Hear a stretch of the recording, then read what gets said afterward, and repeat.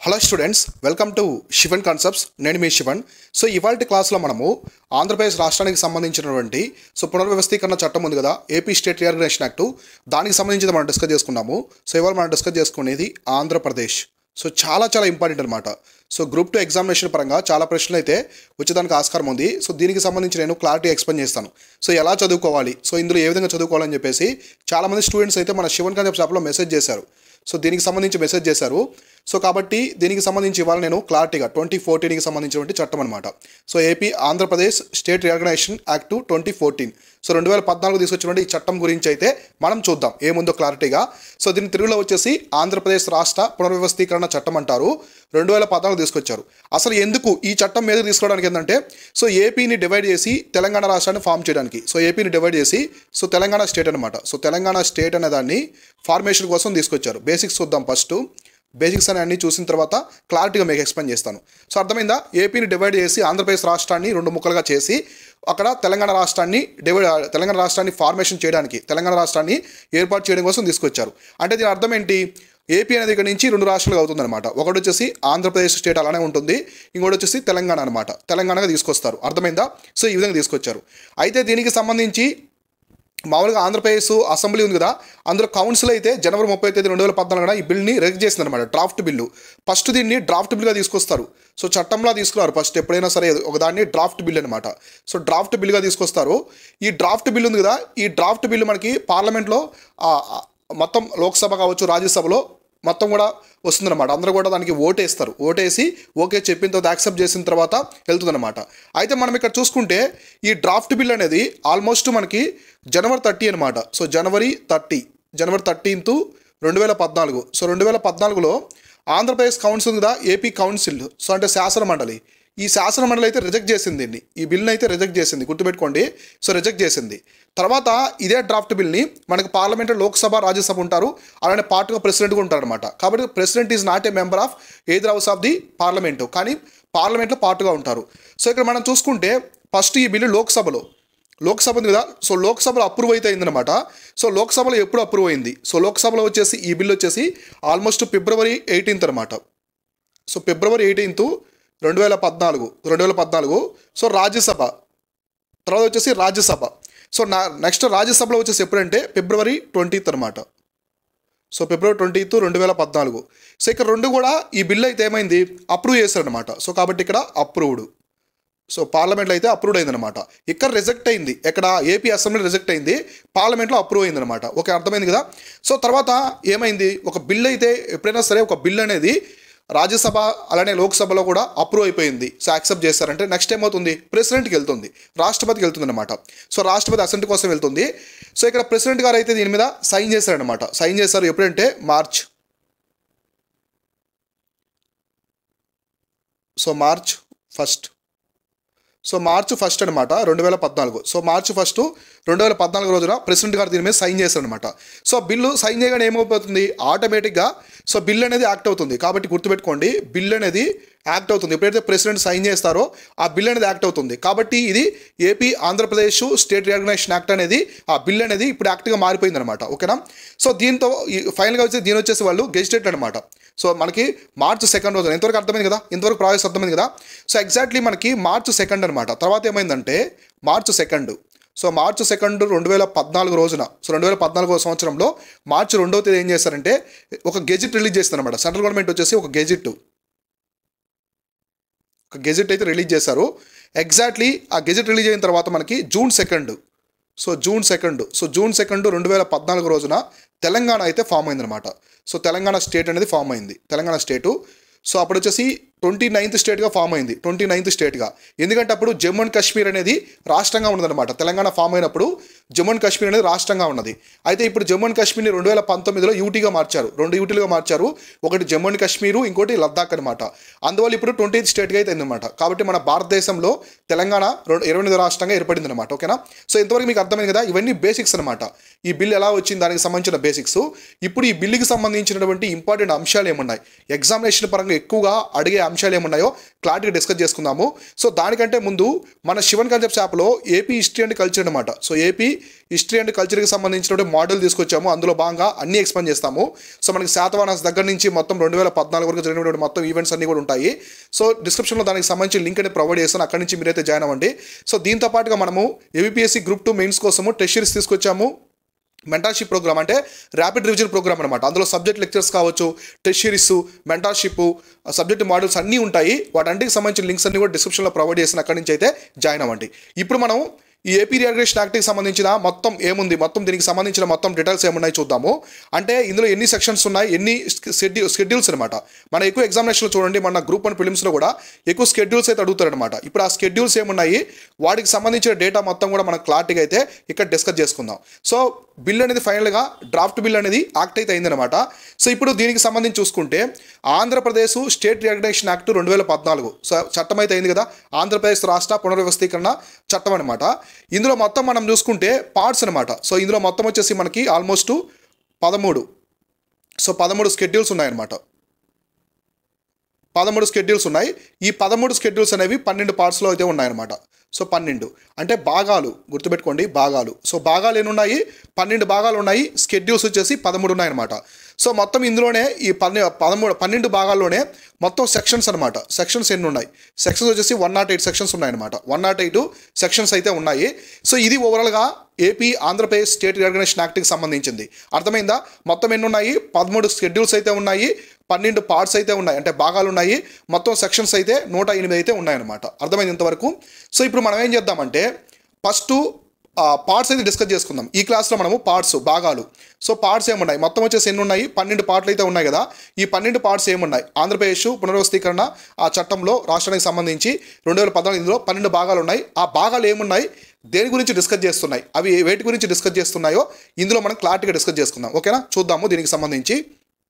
So first వచ్చేసి part 1 అనమాట. So ఇక్కడ వచ్చేసి మనకి పార్ట్ 1. ఓకేనా, సో పార్ట్ 1కి సంబంధించి ఏమని చూద్దాము. సో క్లారిటీగా నీట్గా ఎక్స్ప్లెయిన్ చేస్తాను చూడండి. పార్ట్ 1. సో పార్ట్ 1కి సంబంధించి ఏం తీసుకొచ్చారంటే జస్ట్ ప్రిలిమినరీ థింగ్స్ అనమాట, అంటే ప్రాథమిక వివరాలలాగా. సో ప్రిలిమినరీ థింగ్స్, సో ప్రిలిమినరీగా తీసుకొచ్చారు. ఇందులో మనకి 2 రకాలుగా ఉంటాయన్నమాట. 2 థింగ్స్ అయితే ఉంటాయి ఈ ప్రిలిమినరీలో. సో ఒకటి వచ్చేసి దేని గురించి డిస్కస్ చేస్తుందంటే ఓన్లీ షార్ట్ టైటిల్స్ అనమాట, అంటే రాష్ట్రానికి సంబంధించిన డీటెయిల్స్ అవన్నీ ఉంటాయి కదా, షార్ట్ టైటిల్స్ వీటి గురించి డిస్కస్ చేస్తుంది. సో ఇంకోటి వచ్చేసి దేని గురించి అంటే మొత్తం వచ్చేసి డెఫినేషన్స్ అనమాట, అంటే మనకి అన్నిటికీ ఈ యాక్ట్లో సంబంధించిన డెఫినేషన్స్ ఉంటాయి కదా, వాటంటి గురించి ఎక్స్ప్లెయిన్ చేస్తుంది. కాబట్టి పార్ట్ 1లో ఏం పెద్ద ఇన్ఫర్మేషన్ ఏముండదు అనమాట, సింపుల్గా షార్ట్ టైటిల్స్ అంటే డెఫినేషన్స్, షార్ట్ టైటిల్స్ ఏమున్నాయో డిస్కస్ చేస్తుంది. ఓకేనా, మనకి మేజర్గా ఇంపార్టెంట్ వచ్చేసి పార్ట్ 2 నుంచి అనమాట. సో పార్ట్ 2, సో పార్ట్ 2 నుంచి పార్ట్ 2 అనేది మేజర్గా దేని గురించి అంటే రీఆర్గనైజేషన్. సో గుర్తుపెట్టుకోండి, ఎగ్జామినేషన్ పరంగా ఎక్కువ అడిగేది ఇక్కడి నుంచి అనమాట, పార్ట్ 2 నుంచే. So reorganisation of the state of the Andhra Pradesh. So reorganisation of the state of Andhra Pradesh. కాబట్టి ఇక్కడ ఆంధ్రప్రదేశ్ రాష్ట్రానికి సంబంధించిన పునర్వ్యవస్థీకరణ అనేది ఇక్కడి నుంచే మొదలవుతుంది అనమాట. ఎక్కడి నుంచి అంటే సో మనకి పార్ట్ 2 నుంచే మొదలవుతుంది అనమాట. ఓకేనా, ఇప్పుడు దీంట్లో ఏ ఉన్నాయి మనం క్లారిటీగా డిస్కస్ చేసుకుందాం ఒక్కో దాని గురించి. ఇక్కడ మనకి 1, 2 అయిపోయినాయి కదా, 1, 2, 3 ఇక్కడ 1 డిస్కస్ చేసుకున్నాము, సెక్షన్కి సంబంధించి 2 డిస్కస్ చేసుకున్నాం. ఇక్కడ నుంచి 3 నుంచి మొదలవుతుంది అనమాట. ఇక్కడ వచ్చేసి 3 నుంచి మొదలవుతుంది, చాలా చాలా ఇంపార్టెంట్ ఇది. సో థర్డ్లో ఏముందంటే formation of the Telangana state అనమాట. మనకి సెక్షన్ 3 ఏం చెప్తుందంటే formation of the Telangana state, చాలా ఇంపార్టెంట్, ఇవి చూసుకోండి క్లారిటీగా.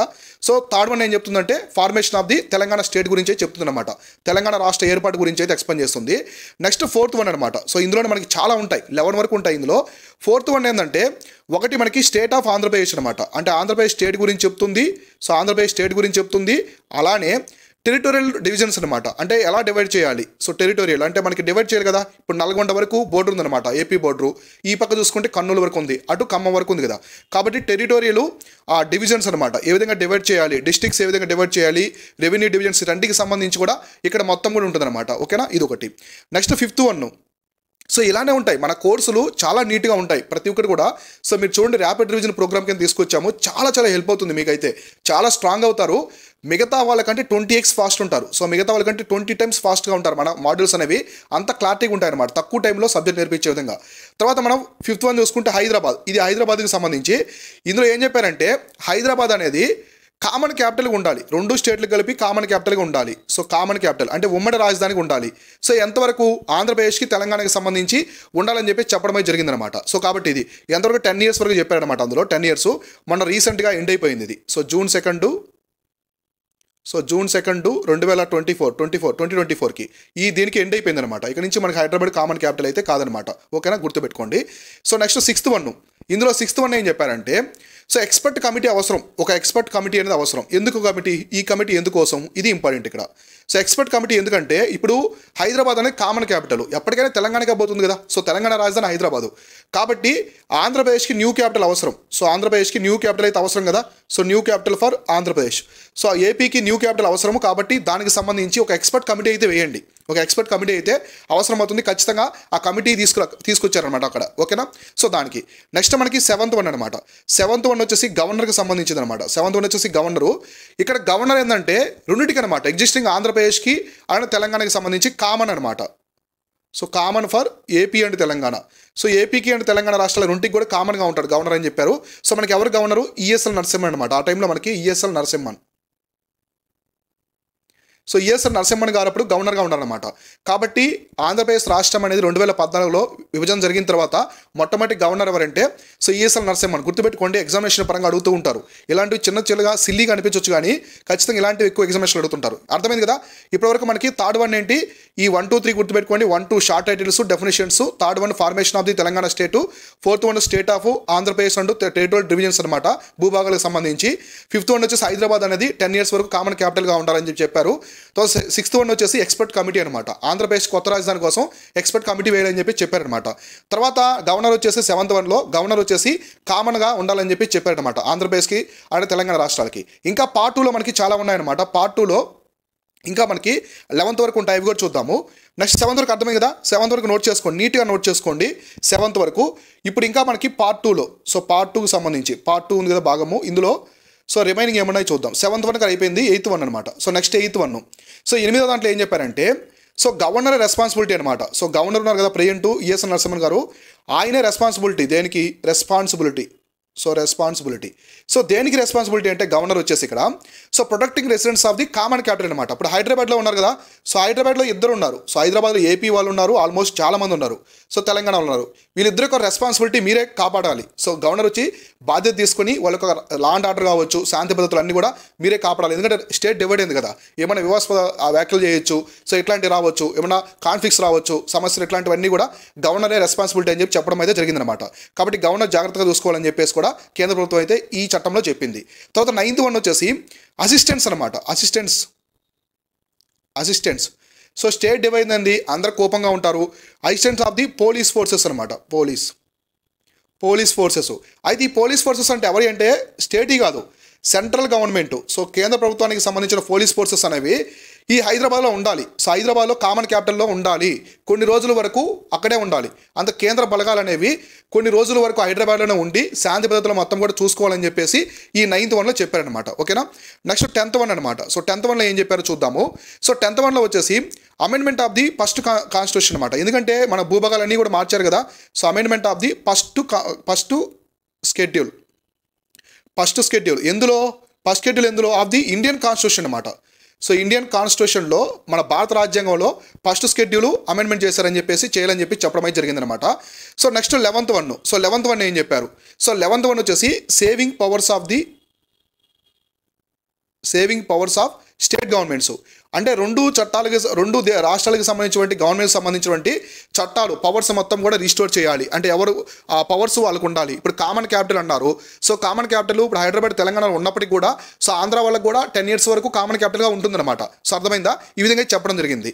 సో ఇట్లా పార్ట్ 2లో మొత్తము మనకి 3rd వన్ నుంచి, సో పార్ట్ 2లో మనకి 3rd సెక్షన్ నుంచి ఆల్మోస్ట్ 11th వరకు ఈ విధంగా అయితే ప్రొవిజన్స్ అన్నీ కూడా ఉన్నాయన్నమాట. అర్థమైందా? ఇది పార్ట్ 2కి సంబంధించింది.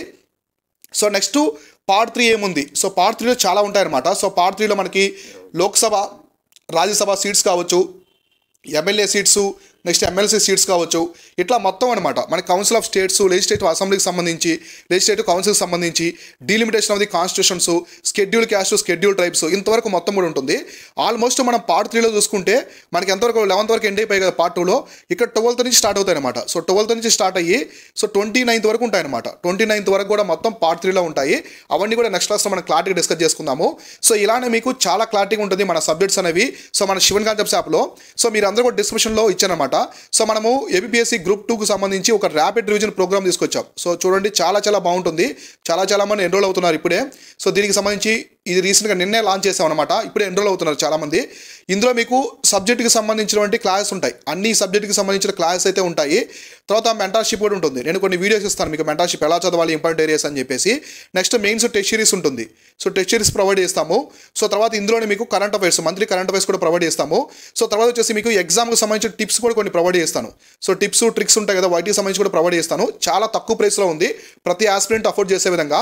సో ఇది ఒక ప్రోగ్రామ్ అనమాట మన శివన్ కాన్సెప్ట్స్ యాప్లో. సో దీనికి ఒక పేరు పెట్టాము మనం, మిషన్ దీక్ష అని చెప్పేసి ఒక పేరు పెట్టాము.